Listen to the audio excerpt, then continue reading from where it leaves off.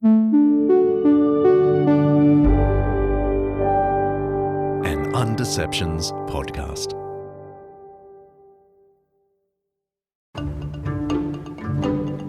Do you give them an A at least for trying to reconcile faith and reason? I don't think they're reconcilable. What do you mean? Well, so let me say that differently.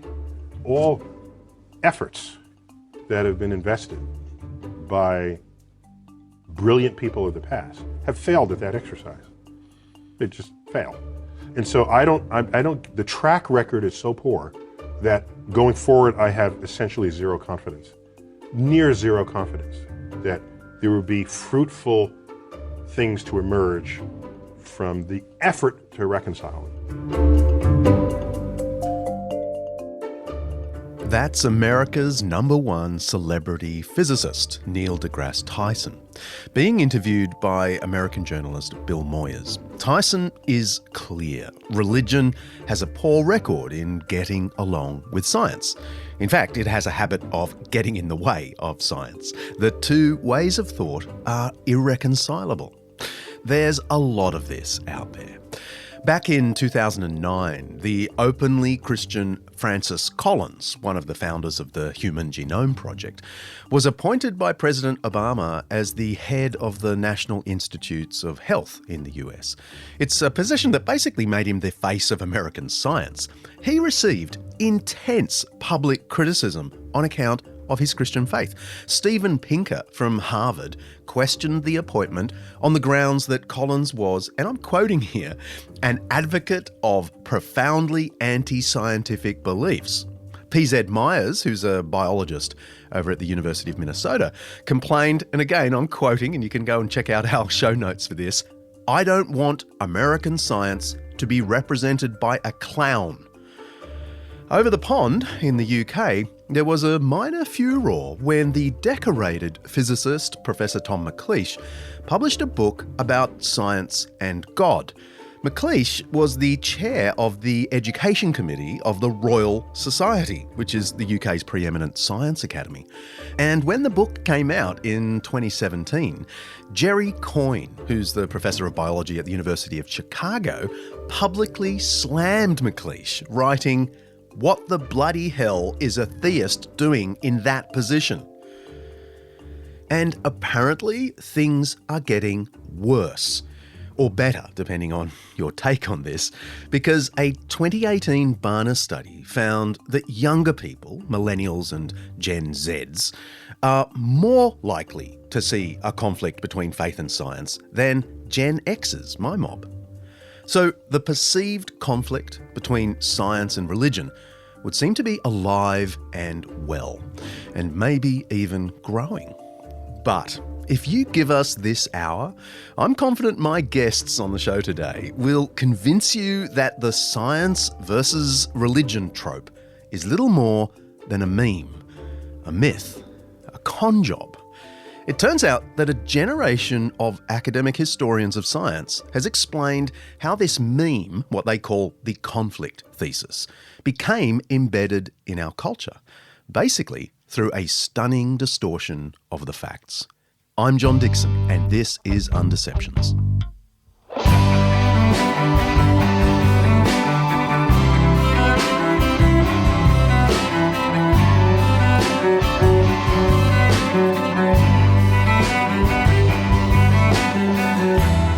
Undeceptions is brought to you by Zondervan Academic's new book, Religious Freedom in a Secular Age, by friend of the podcast and my good mate at Ridley College, Michael F. Bird.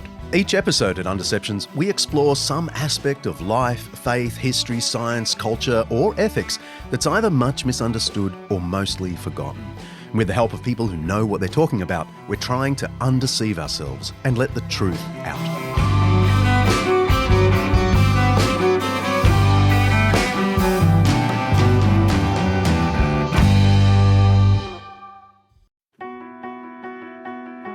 This episode of Undeceptions is brought to you by Zondervan Academic's new book, Jesus and the Powers, by N.T. Wright and Undeceptions' favourite, Mike Bird.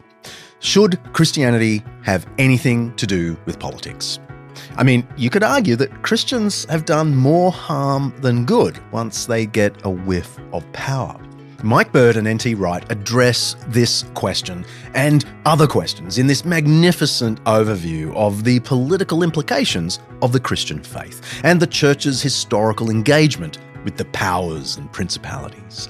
They shed light on current geopolitical events and ask, what would it look like if there were a faithful Christian response to crises like the Russia-Ukraine conflict, the China-Taiwan tension, political turmoil in the US, UK and Australia, and the problem of Christian nationalism. They build a pretty convincing case that Jesus' teaching about the kingdom of God confronts all forms of power, Christian and atheist, and calls on us all to support a pluralistic democracy where everyone, regardless of religion or irreligion, has a role to play in working toward the good of society. Whether you're a believer or a skeptic, I'd say this book will be an eye-opener.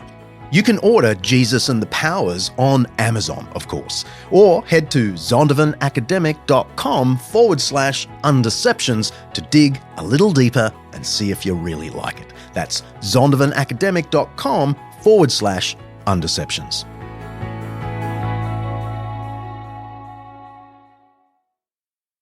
Well, in a nutshell, the conflict thesis, this idea itself is the idea that science and religion are fundamentally in conflict. Always have been, always will be. This is a history of war. So in that sense, that's Dr. James Ungriano, an historian of science at the University of Wisconsin-Madison, a brilliant university. My daughter did a study abroad there.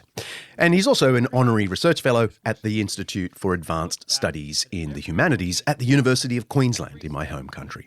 He's written a few books now on the history of the supposed conflict between science and religion.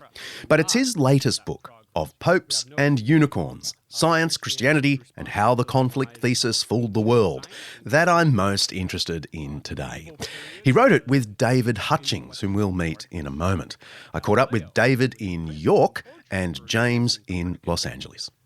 So in that sense, it is a historical argument, an argument based from history.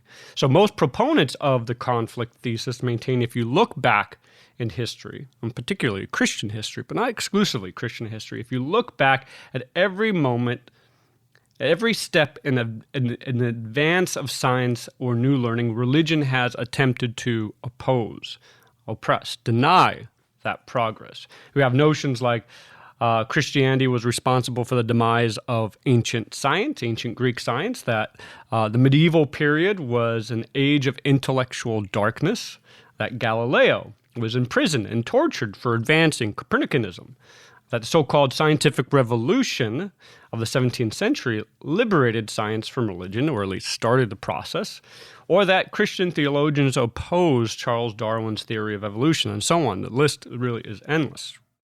I reckon some listeners will be thinking, well, yeah, all of those events just listed are true, aren't they? It turns out, no. Seriously, no. We'll explore them later in the episode, but first I want to introduce you to the two guys who are to blame, mostly, for the popular myth that science and religion have been in perpetual conflict. Their names are John William Draper and Andrew Dickson White, no relation. Draper and White both lived in the mid to late 1800s. The notion of a tiff between science and religion didn't exactly start with Draper and White. There are isolated examples earlier in the 18th and 19th centuries, but these guys popularised the thesis of a war between science and religion, and they did it in an unparalleled way. Even if you've never heard the names Draper and White, you've been influenced by them. So have I.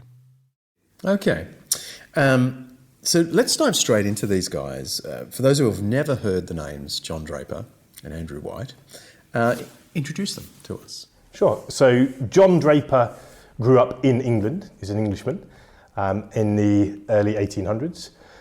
He was a chemist in his initial early career, but in those days, science was exploding left, right, and centre, and it was possible for you to be part of the forefront of multiple sciences at the same time. That's David Hutchings. He's a really interesting guy. He teaches physics at the 508-year-old Pocklington School in York in the UK, where William Wilberforce went. And in the last few years, he's carved out this lovely niche for himself as a populariser of science, co-authoring books with scholars like James, as well as with theoretical physicist Tom McLeish and astrophysicist, theologian David Wilkinson, both of whom, by the way, we have coming up in future episodes. So, for example, Draper helped in the development of the telegram. He took the first photograph of the moon. He took the first clear photograph of a human face. He identified the temperature at which metals first started to release light. And he also worked on osmosis between barriers in the body and in other tissues. He also put forward the argument that there was no such thing as some sort of living force that was keeping things alive, that was separate to biochemistry and physics, and said, no, life really is a product just of physical mechanisms. So he had his finger in many scientific pies. And then as he developed his career, he became more and more interested in other areas as well, and probably spent the second half of his career better known as a historian. When he died, one of the obituaries written about him said that he might be the most significant and important scientist in all of America, which is quite extraordinary when you think about the fact that nobody now seems to know who he was. John Draper wrote his manifesto on religion and science in 1874. He, rather tellingly, called it History of the Conflict Between Science and Religion. He intended it as a decisive account of the relationship between science and faith, spanning 2,000 years of people, ideas, and events. Here's his damning conclusion, read by producer Kaley. Then has it in truth come to this, that Roman Christianity and science are recognised by their respective adherents as being absolutely incompatible? They cannot exist together. One must yield to the other. Mankind must make its choice. It cannot have both. James and David point out that Draper's book was the first of its kind. And had it remained the only one of its kind, it might not have had the impact it did. But hot on the heels of Draper came Andrew Dickson White, with an even bigger book, 2 volumes, that helps cement the idea in the modern mind of a war between science and religion. Andrew Dickson White was never a scientist. He was a man of literature. He was born in New York, right around the time Draper and his family were making their way to America from England. White's parents believed he was also destined for the pulpit. His father sent him to an Episcopalian college, but White found the curriculum at the school totally uninspiring. He actually ran away and demanded to be sent to Yale College. So in 1885, at the remarkable age of 25, he was appointed history professor at the University of Michigan. At the outbreak of the Civil War, though, he resigned his post and was unexpectedly nominated and elected for New York State Senate. It was during this time that he met Ezra Cornell, a Quaker who had made a fortune in the telegraph business, and together they founded Cornell University in Ithaca. Ezra Cornell and Andrew Dickson White set up Cornell University with the express purpose to, quote, afford an asylum for science where truth shall be taught for truth's sake. Most American colleges were established by religious denominations. Harvard University, the oldest institution for higher learning in the US, was established by a Puritan benefactor. And although it never had a formal affiliation with a particular denomination, for the first few hundred years, Puritan-style Christianity was the dominant force. So much so that its ceremonial song, Fair Harvard, praises its Puritan heritage.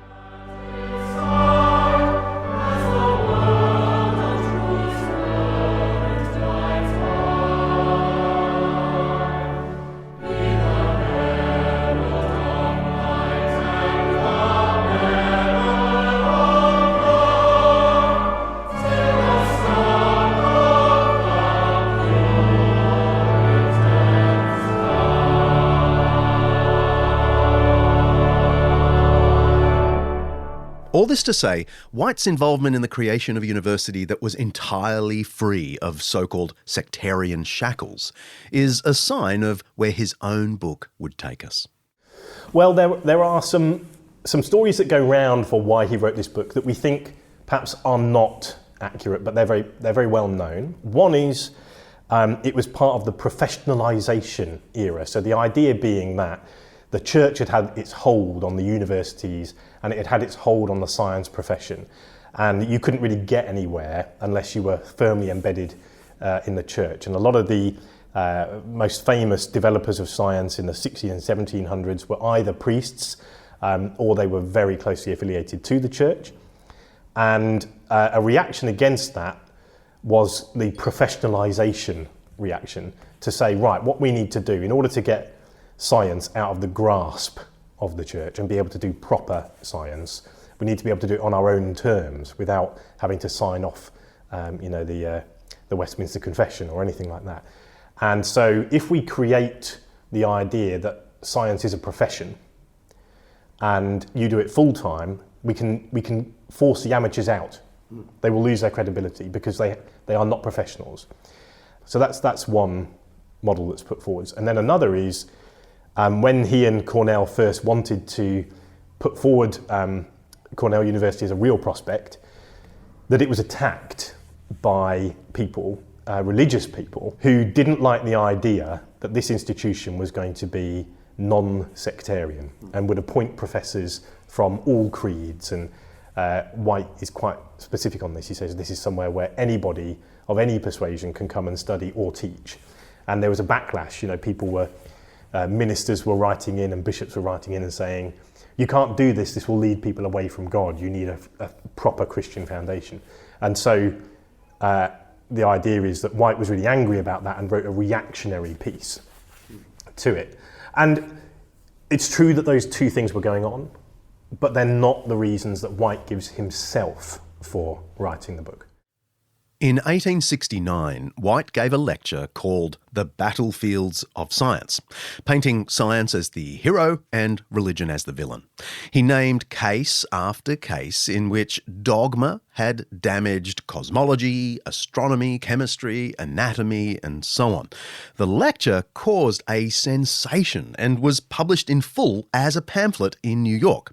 He continued his criticism of religion by writing frequent essays for a well-known science magazine. And then, in 1896, he put it all together in his massive book, A History of the Warfare of Science with Theology in Christendom. In it, White gives us his motivation for the book. Thanks, Kaley. As honoured clergymen solemnly warned their flocks, first against the atheism, then against the infidelity, and finally against the indifferentism of the university, as devoted pastors endeavoured to dissuade young men from matriculation, that is, entering university to study, I took the defensive. White took it upon himself to change the way people thought about science and religion forever. Free thinking belonged to science, but religious dogma had only ever held science back. Draper and White weren't exactly atheists trying to dismantle the church. They just hated what they called Christian dogma. Now, the word dogma just means thought or viewpoint. We all have dogma. But Draper and White used the term dogma in the wholly negative sense that is now the main connotation. Okay, the brief summary of both books is that Christian dogma and the constant reinforcement of it has only ever undermined science and caused all kinds of problems for scientists. And as a result, Christianity needs to become less dogmatic. That's the summary. Mm-hmm. But they do differ, Draper and White, because they think it should become less dogmatic in different ways. There's a subtlety here I was thinking of leaving out of the episode, but I think producer Kaley might be right. It's worth knowing the slightly different perspectives of Draper and White, and also that they never actually intended to make a commitment to science the enemy of belief in God. So Draper comes out of the English deism school, And his big problem is the supernatural. He just thinks you can't expect anybody rational to believe in the supernatural.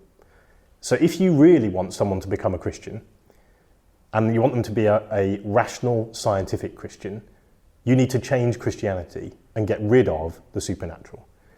Christ is just a man, and he didn't walk on water. And the narrative that Draper allowed himself was to say, it's fine to get rid of those things because they weren't original to Christianity. They weren't there in the first place, and then all of this stuff has been added. He called them Catholic corruptions.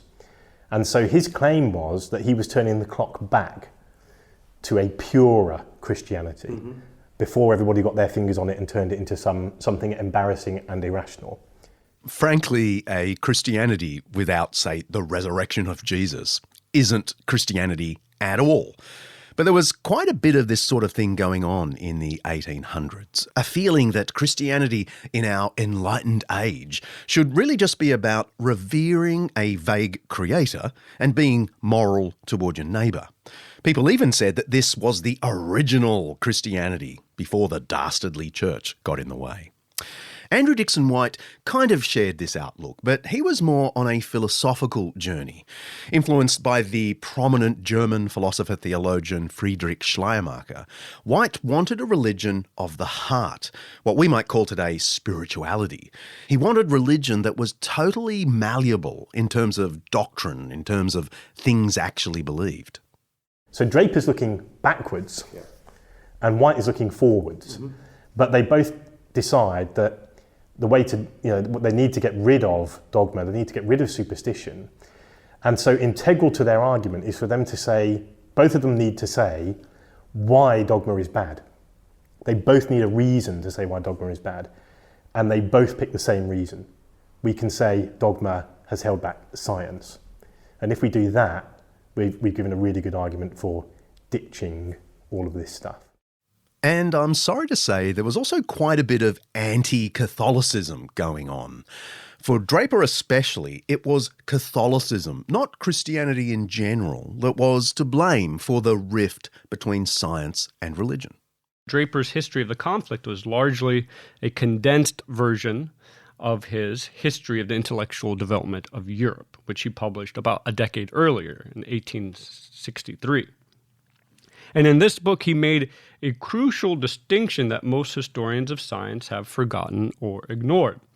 In discussing the so-called paganization of Christianity under Emperor Constantine, Draper distinguished between Christianity and ecclesiastical organizations.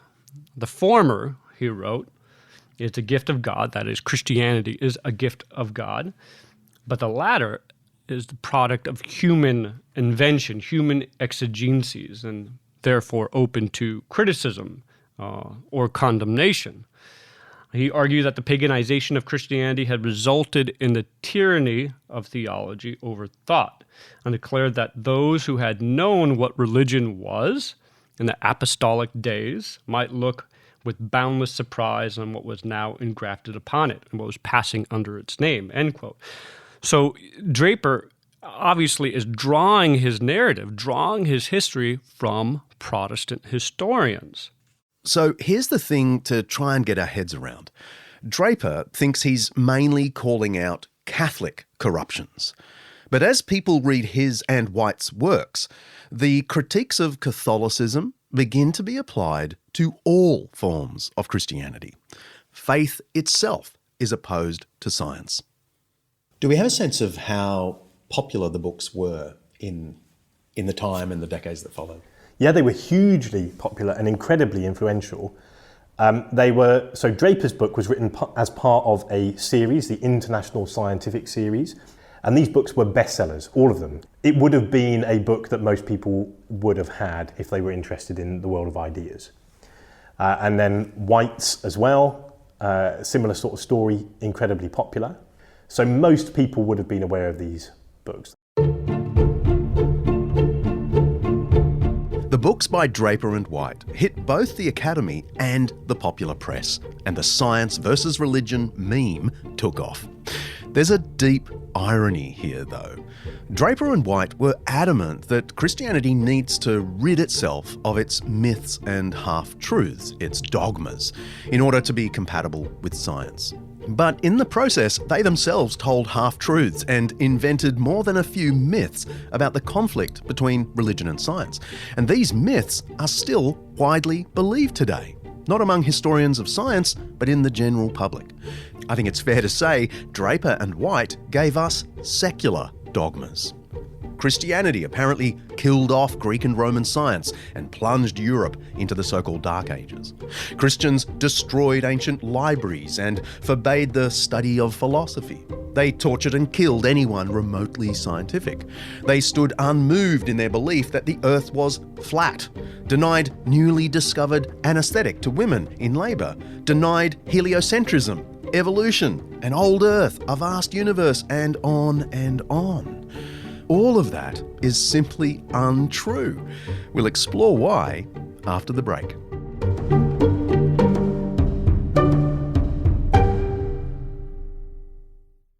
Neil deGrasse Tyson is over B.O.B.'s flat Earth theories. The rapper's tweet supporting a conspiracy theory about the Earth being flat went viral, only for America's favorite celebrity physicist to correct B.O.B.'s misconception. For the record, though, Tyson is still a fan of B.O.B.'s, tweeting, quote, 5 centuries regressed in your reasoning doesn't mean we all still can't like your music, end quote. Now that's how you keep it classy. For more on this... In 2016, American rapper B.O.B., producer Kaley's favourite artist actually, launched a string of tweets to his 2.3 million followers supporting the conspiracy theory that the Earth is flat.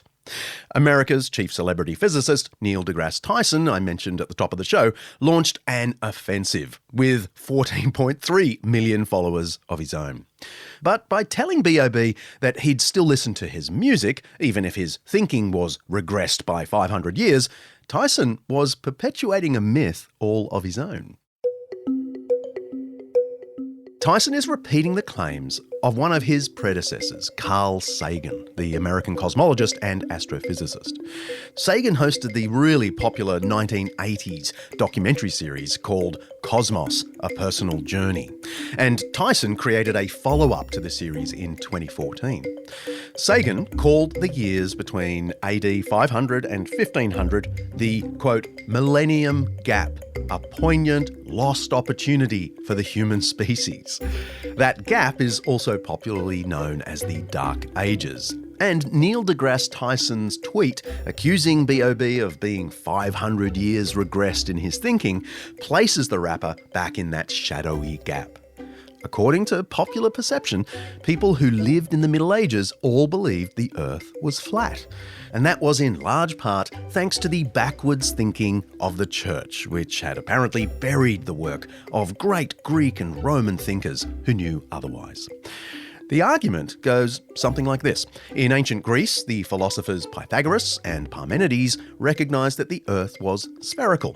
Aristotle, a little later, pointed out that you could see some stars in Egypt and Cyprus that were not visible at more northerly latitudes, and also that the Earth casts a curved shadow on the moon during a lunar eclipse. The Earth, he concluded, must be round. But Christians didn't like this idea and categorically rejected the science of the ancient Greeks, thus setting back scientific discoveries for hundreds of years. Here's David again talking about Andrew Dickson White's contribution to this chestnut.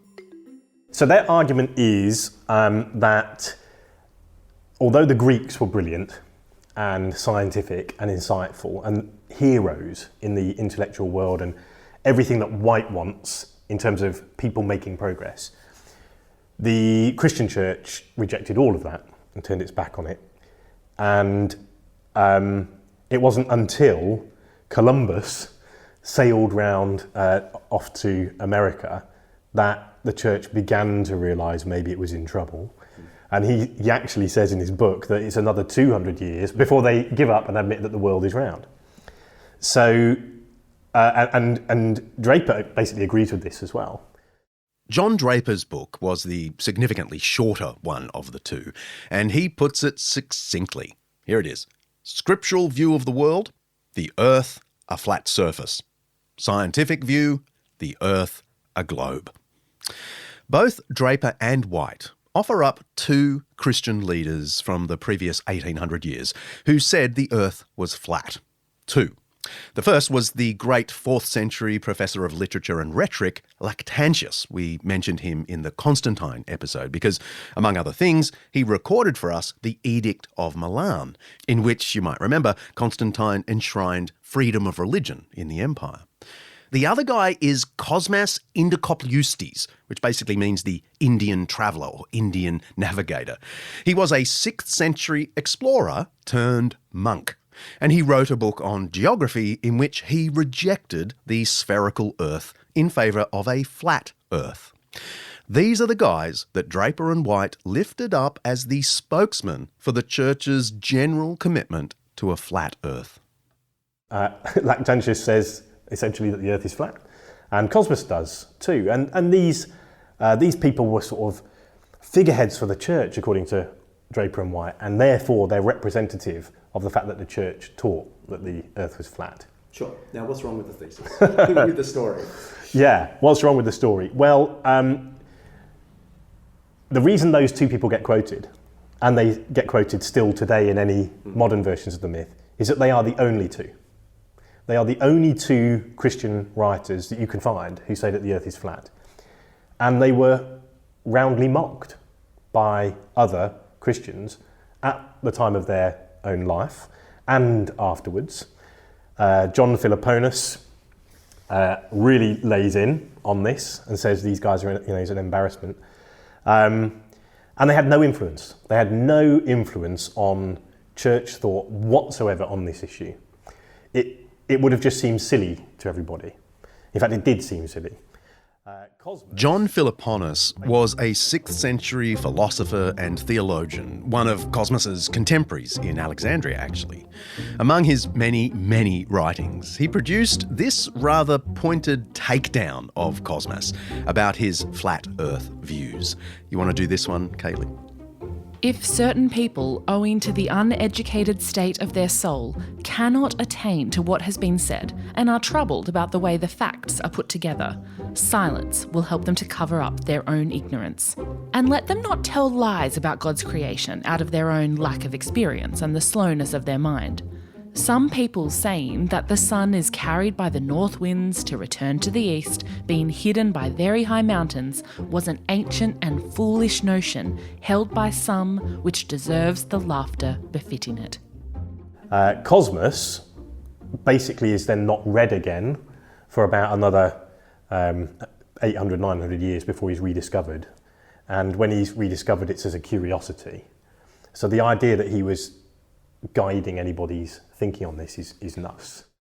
How do you know that the church didn't believe in a flat earth?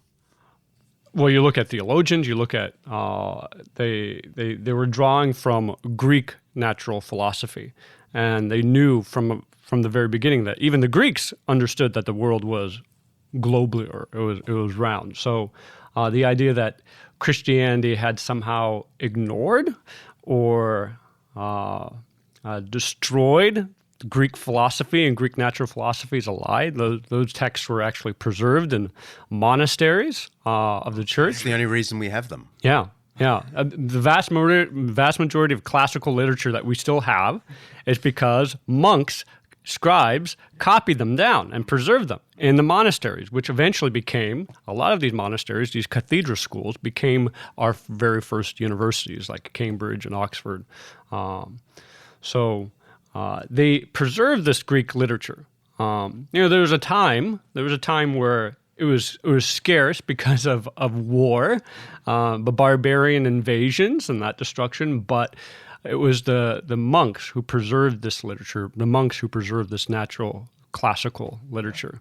So are you basically saying, no, the church generally believed in a spherical earth? Yeah, it's quite easy to prove it as well. So you quite often see these paintings throughout history of a ruler sitting with maybe a staff or a scepter in one hand, and in the other hand they're holding a golden ball. And the golden ball sometimes has a cross on the top of it. And you think, well, what's that? And the answer is, that's the world. They were being depicted as a ruler over the world, although ultimately it's Christ's world, which is why you've got a ball and a cross on the top of it. It wasn't a flat disc that they were holding in their hands. And then the Venerable Bede, he mentions it. He's early on. You have John Sacrobosco, or John of the Holy Cross. He wrote a textbook called The Sphere, which was used in medieval universities, and the clue's in the name. That's all about the world. Giving away the punchline. That's right. And then some people, then the counterclaim can be, oh yes, but these were only the learned, the isolated learned, the ivory tower. But people didn't know that the world was a globe, your normal person in the street. But that doesn't match up either, because popular works of the time, like the Canterbury Tales, or Mandeville's Travels, or even Dante's works, they have a spherical earth in as well. And they were just read by, or known by, the general populace. So there are probably more people alive now who believe in a flat earth than there have been in the last 2,000 years. Yes. Yes, YouTube has a lot to answer for. So the medieval church did not teach a flat earth. It held to a spherical earth. But they did insist the earth was the centre of the universe, right? After all, the church burned Giordano Bruno at the stake in 1600 for his cosmology, and they persecuted Galileo some 15 years later for saying the sun was at the centre. In 2014, Neil deGrasse Tyson hosted a reboot of Carl Sagan's Cosmos series, exploring, quote, humanity's heroic quest for knowledge and the laws of science. The series follows closely the narrative we read in Draper and White. The very first episode opens with their fabled story of Bruno and his encounter with the Inquisition, which eventually led him to be burned at the stake for declaring an infinite universe and the possibility of multiple worlds. It wasn't long before Bruno fell into the clutches of the thought police. This wanderer, who worshipped an infinite universe, languished in confinement for 8 years. Through relentless interrogations, he stubbornly refused to renounce his views. Why was the church willing to go to such lengths to torment Bruno? What were they afraid of? If Bruno was right, then the sacred books and the authority of the church would be open to question. Well, let's take Bruno. So Bruno initially trains as a priest. He is an interesting character, and he's often painted as a scientist. The claim is that he was using his science and came to the conclusion that the Earth is just a planet, that the sun is just a star, that there are countless other stars and countless other worlds, which is incredibly prescient, and that the church didn't like that. And they objected very strongly to it, and that they burned him at the stake for it. That's the story. And there's just enough truth to it to keep it going, for it to have real momentum. But the reality is very different. So Bruno was not a scientist. It's a bit anachronistic to call someone a scientist at that time. I think the picture we have in our head is wrong. He didn't look through telescopes, because there were no telescopes when he was making these claims. And his claims were theological claims. So what got Bruno into trouble then? Well, what mainly got him into trouble is that he was hugely offensive to people. And he was a wind-up merchant. He wrote angry, insulting texts. He went after people. He made a lot of enemies. And he also abandoned a lot of the central doctrines of the church. So he abandoned the Trinity. He didn't think that there needed to be a church. And in the end, that is what got him in trouble. The church massively overreacted, to their eternal shame. Should never have burned him at the stake. And the people who did will have to answer for it. But he did not die as a martyr to science. Yes. He was very much influenced by pagan philosophy and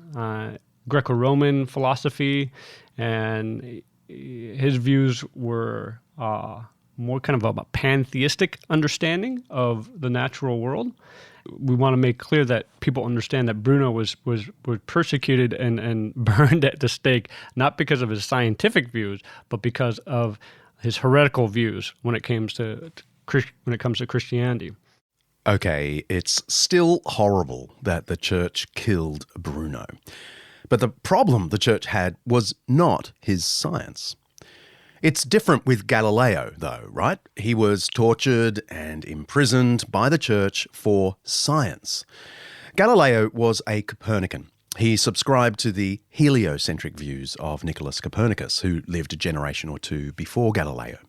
The church did bar Galileo from teaching that the Earth revolved around the sun, but Galileo continued to teach it and eventually found himself on trial.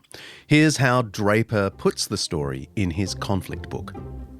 On his knees, with his hand on the Bible, he was compelled to abjure and curse the doctrine of the movement of the earth. What a spectacle! This venerable man, the most illustrious of his age, forced by the threat of death to deny facts which his judges, as well as himself, knew to be true.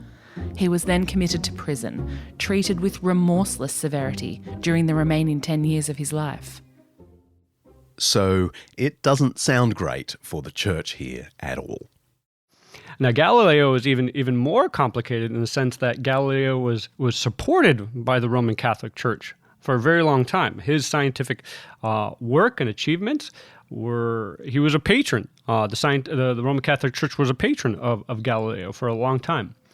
But I think what you have to take in consideration is Galileo was speaking out and publishing at a time just after the Protestant Reformation.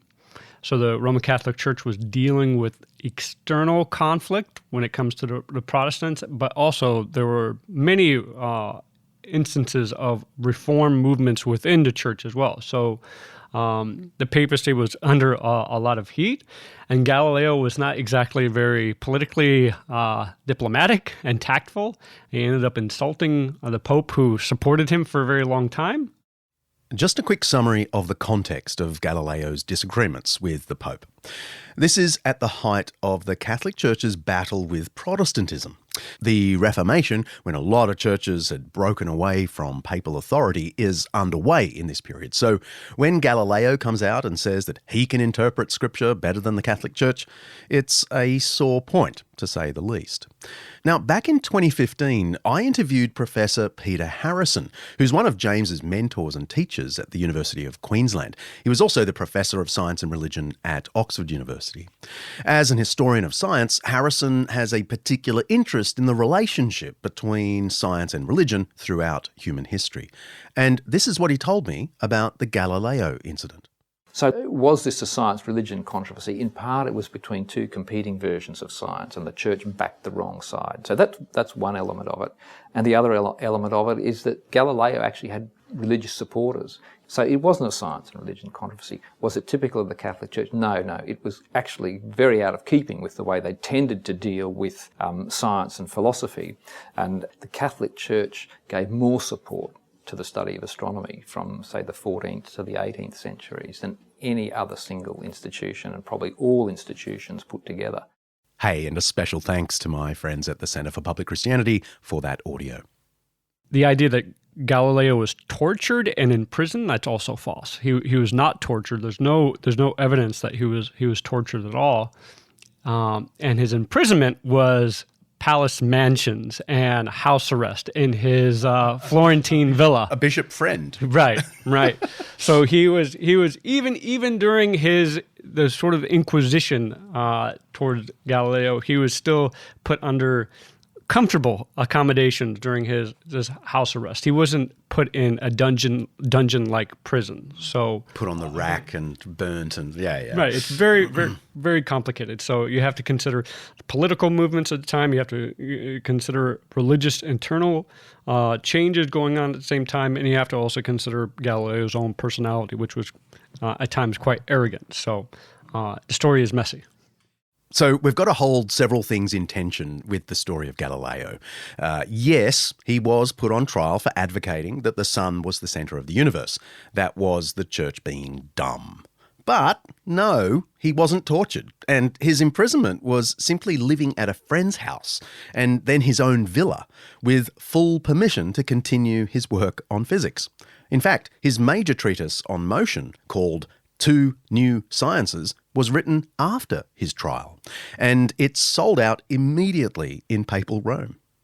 Let me read you a quotation from the unsurpassed compendium on the history of science. It's the Cambridge History of Science, Volume 3, which has a lengthy section on the Galileo incident. It basically concludes that what the public thinks it knows about the incident is a myth. The trial of Galileo was transformed from a historical event into a powerful cultural symbol, which loomed large in the 19th century treatments of Draper and White. They're our guys again. However, 20th century investigations of the trial on the basis of the inquisitorial documents have pointed out the importance of the specific historical and political circumstances in which the trial took place. Such studies have been effective in eroding, though not erasing, the belief in an inevitable conflict between science and religion that grew out of the 19th century understanding of the trial of Galileo. For the nerds, that's Cambridge History of Science, Volume 3, 2006, pages 746 to 47.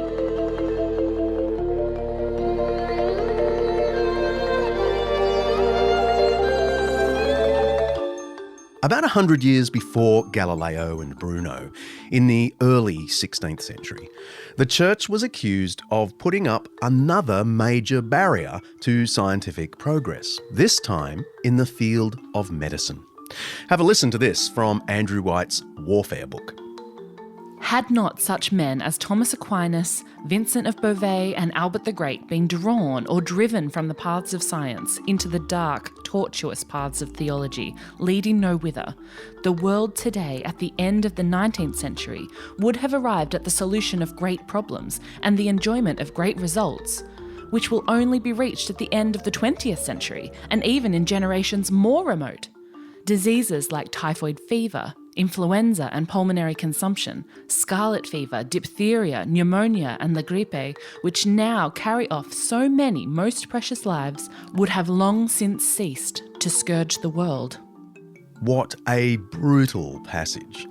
The Church is apparently responsible for the deaths of millions of people by stunting the growth of the practice of medicine and distracting some of the world's great minds with silly theology, when it should have been directing them to science. White seeks to demonstrate the point by claiming the Church banned dissection of the human body and the use of anaesthetics. But again, it's a myth. So it's interesting that you rightly say that they give this picture of the Church banning dissection. And it was actually the Church that first legalised dissection. It first starts happening under the auspices of the Church in the early medieval universities, where the Church would have to be asked for permission to perform a dissection, and they would give their permission. Now, sometimes it was for strange reasons, like they would dissect a saint to find out what was making them so holy, but other times it was anatomy. And so this is a myth that can be turned upside down. It's the other way around. This is when it first occurred. In a pivotal collection of essays on the alleged conflict between religion and science, called Galileo Goes to Jail, Catherine Park, a professor of the history of science at Harvard, wrote that the idea that the Church banned dissection was a myth that just won't go away. Pope Boniface VIII did issue a papal bull in 1299 which forbade a funerary practice where you cut up the corpse and boil the flesh off the bones so you can easily transport the loved one for distant burial. It was a gruesome procedure that, in the Pope's mind, threatened human dignity. But the Pope didn't have medical dissection in mind. The fact is, no anatomist was ever prosecuted for dissecting a human cadaver. And no case has been found in which the Church ever rejected a request for a dispensation to dissect. Grave robbing, on the other hand, was condemned by both secular and religious authorities. And that did get some anatomists in trouble. But that can't be confused with the church's opposition to dissection. You'd get into as much trouble today if you dug up someone's corpse for an anatomy lesson. Catherine Park notes that there was a general public reluctance to donate bodies to science, but this was more about cultural sensitivities around dishonouring a loved one rather than a religious prohibition, and frankly, you can see why. In the 1500s, we see the spectacle of dissection theatre. This is dissections before a gathered, ghoulish audience. Guards had to be placed at the doors to restrain an eager public. There was an entry fee, of course, and the dissection itself could be accompanied by a musical performance. Special thanks to producer Kaley for digging up that detail. Check out the show notes for more. Religious or not, I think most of us would have misgivings about letting our loved one be part of a dissection theatre. Draper and White were just wrong about medical dissection. So what about pain relief? When James Simpson discovered that chloroform was an effective anaesthetic in the 19th century, he rightly predicted it would, quote, turn the world upside down. But according to Andrew Dickson White, the church opposed this as well. He wrote in his History of the Warfare of Science and Theology these words. From pulpit after pulpit, Simpson's use of chloroform was denounced as impious and contrary to Holy Writ. Texts were cited abundantly, the ordinary declaration being that to use chloroform was to avoid one part of the primeval curse on woman.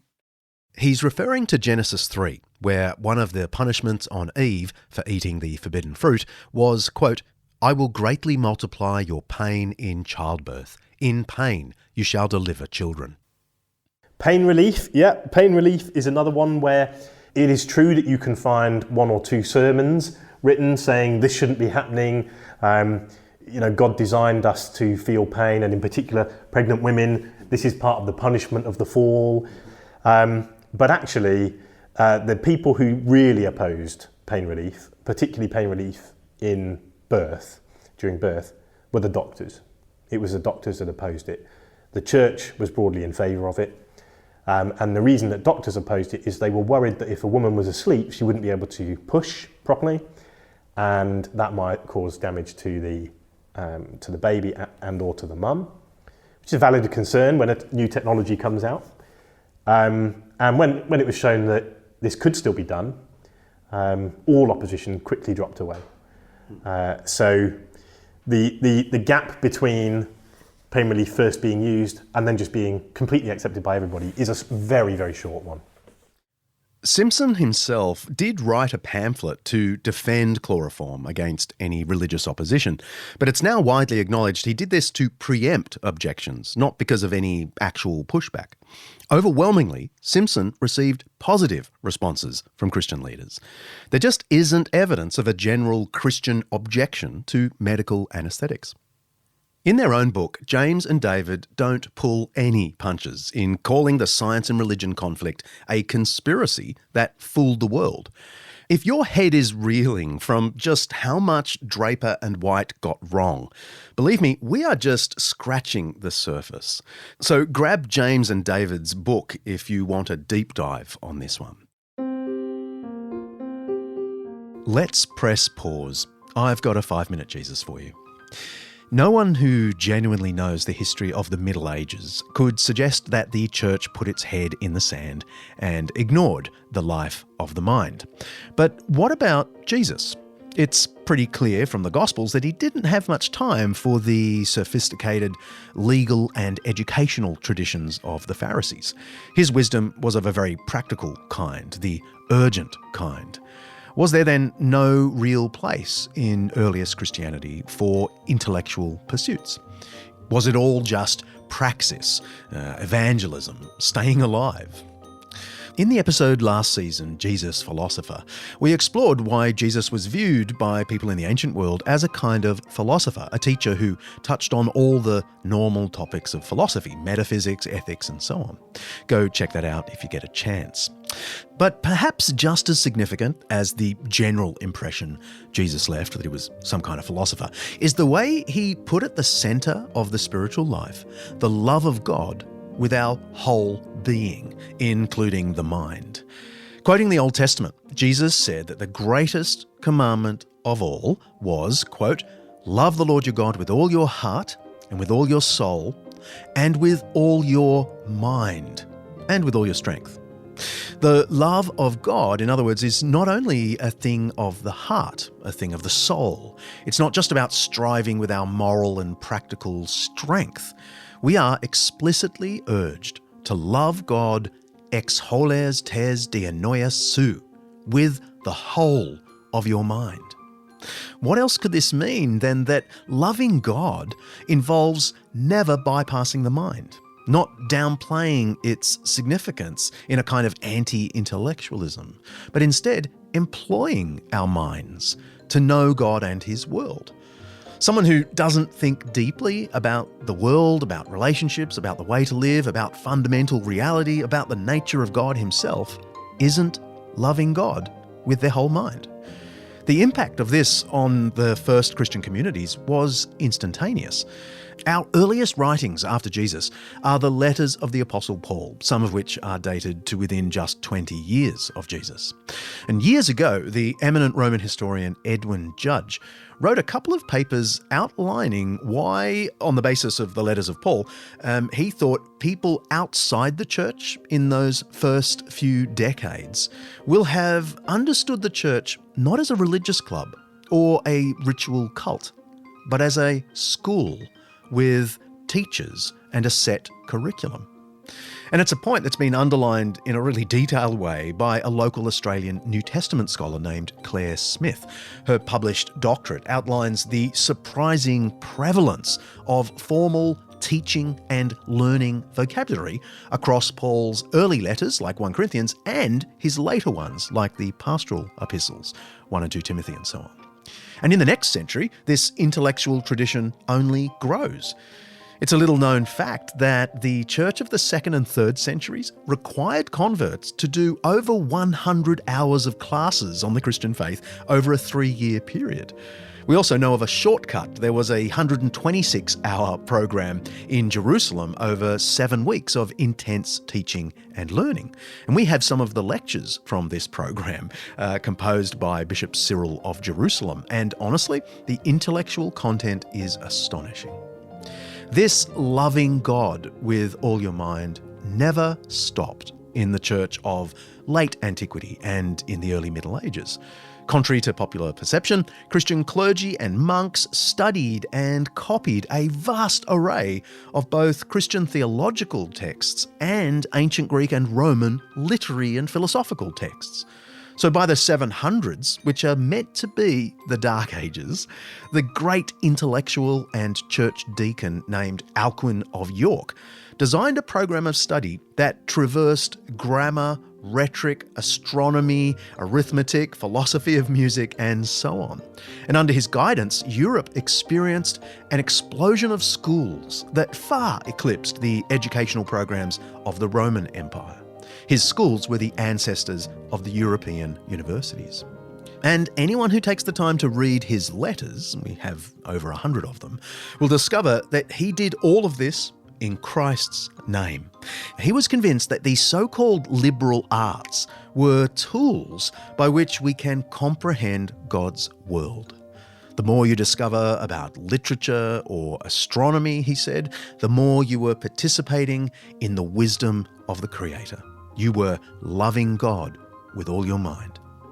You can press play now.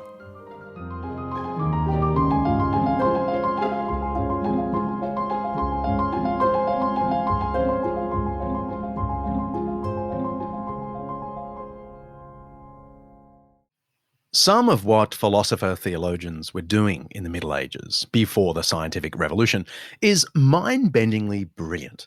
It's often overlooked today because medieval historians aren't trained to understand the science, and very few scientists have read anything before about the year 1600. One of the great thinkers in Carl Sagan's alleged millennium gap is the early 8th century English theologian and polymath, the Venerable Bede. Another is the late 8th century churchman and educator, my man, Alcuin of York. Yes, so you have the Venerable Bede at Jarrow, up from northeast from here, and he comes across this interesting account of, because a big mystery in the world was, why are rivers freshwater and the sea saltwater when the rivers are the source of seawater? It seems like that, right? That rivers run into the sea. Where does the salt come from?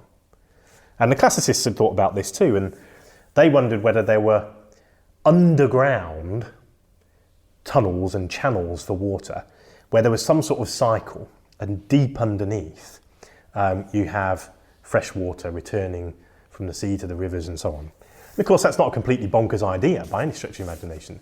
But Bede's discussion of it, he says, well, hang on, when we think about this, we need to think about salt water and fresh water and which floats on which. And so he attacks the classical theory and he says, but when you have salt water and you have fresh water will float on salt water. And if that's the case, it can't be that the fresh water is sinking to the bottom of the ocean and finding its way back to the rivers. Well, that's a scientific analysis. And you also think, how does he know? How does he know that fresh water floats on salt water? Somebody, he or somebody, must have worked it out. So there's an example. And that's very early on. Yeah. And then you have Alcuin of York, so the city we're in now, truly extraordinary guy. The greatest European no one's ever heard of. That's right. He's the guy who is challenged by Charlemagne to kind of bring about an intellectual revival. And one of the methods that he uses is logic puzzles. So people have probably heard famous versions of, you've got a fox and you've got a chicken and you've got some chicken seed and you've got to get across a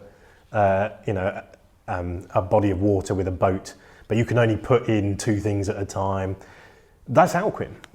Alcuin writing down those puzzles for people to work their way through, which is hardly turning your brain off. It's very deliberately switching your brain on. And then we get this caricature of the Middle Ages as being totally illogical, when actually in many ways they were more logical because they were obsessed with logic. I can't resist telling you that recently I was in York, where Alcuin lived in the mid-700s, and I talked to the famous York University physicist Tom McLeish, who I mentioned earlier.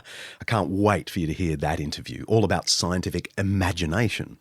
Anyway, Tom is one of the few full-blown scientists who does read medieval literature. And he told me, after the interview when I stopped the record, about a scholarly paper he's about to publish with a medieval historian from the university, all about Alcuin's astronomical knowledge. We have a letter from Alcuin trying to explain to Charlemagne, the great European king, that the regress of Mars in the night sky is not a spooky sign of doom, as Charlemagne feared.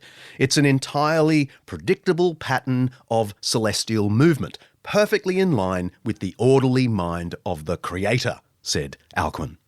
Apparently, Alcuin's mathematical explanations, Tom McLeish told me, are exactly right. In the 700s. Then there's Professor McLeish's other medieval scientific hero, Bishop Robert Grosseteste.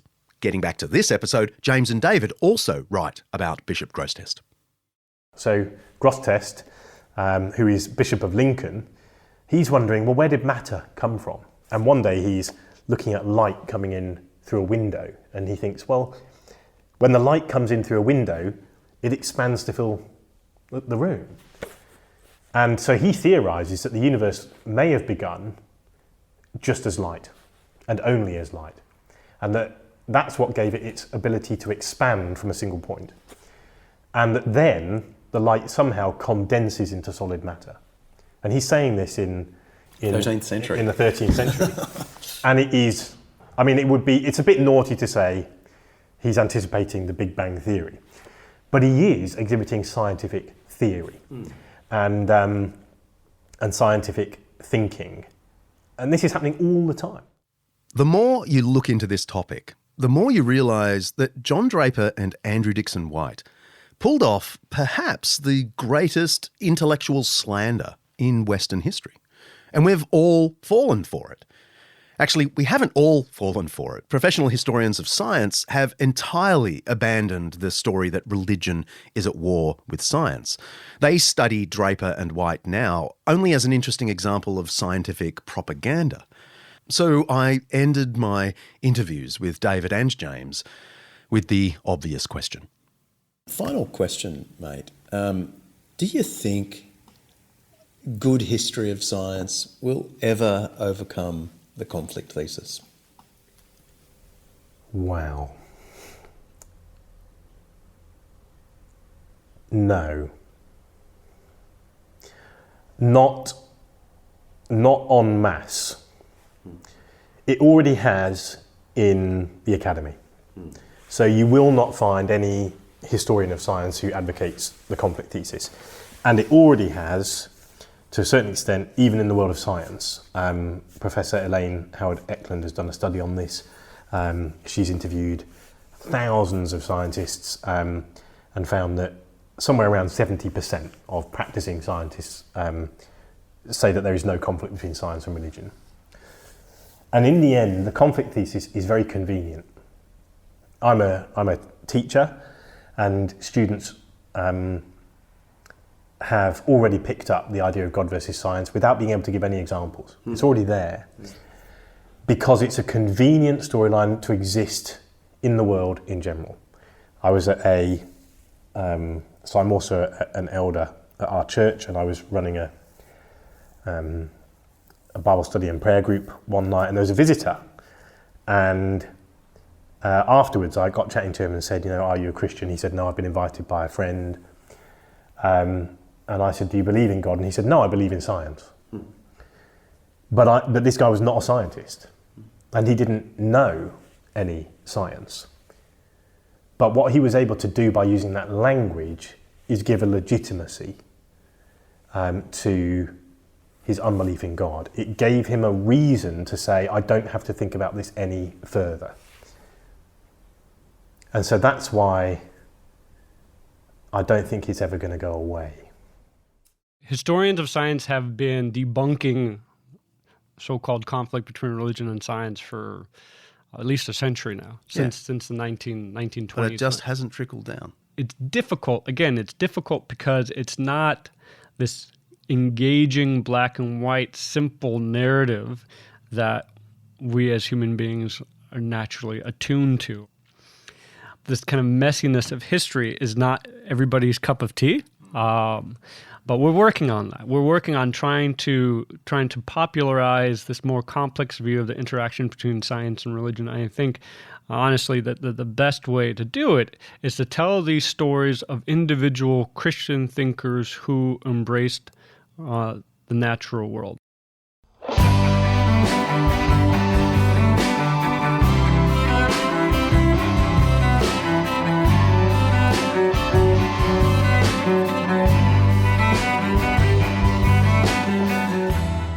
We've got some really exciting things happening in 2022 here at Undeceptions, including creating our own podcast network, which will be welcoming some new voices into our headphones. Voices like Megan Powell-Detroit and Michael Jensen, who host the already popular With All Due Respect. Now they're part of the Undeceptions network. Their latest season has just launched, and you can hear the first episode now. Go to undeceptions.com to find out more, or find us on Facebook. Just search for for the Undeceptions network, where you can get all the latest news on our podcasts and some other fun stuff. Fun stuff like our very first listener survey. It's been 2 years since we launched this thing, and we love what we're doing, but we want to know that you love it too, or if you don't, we want to make it better. We want to hear what you do like, what you don't like, stuff you want to hear more of, and so on. It'll only take a few minutes of your time, and for your trouble, you'll go into the running to win a season pack, a bunch of books from the guests from this season. Head to undeceptions.com/survey to help us out. That's undeceptions.com/survey. And while you're on the website, please have a look at the donate button. It's beautiful, it's inviting, and even click it and see where the wind blows. We really appreciate the support we've been getting. We almost broke even in the last few episodes of last season, and we're hoping that in this season we'll break even each episode. I really appreciate the support from you listeners. Hey, next episode, just 2 words for you here. More than an hour with Tim Keller. See ya.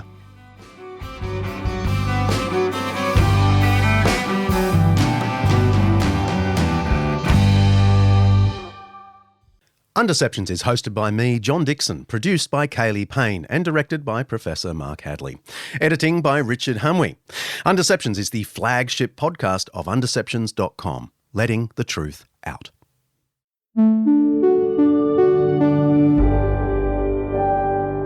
An Undeceptions podcast.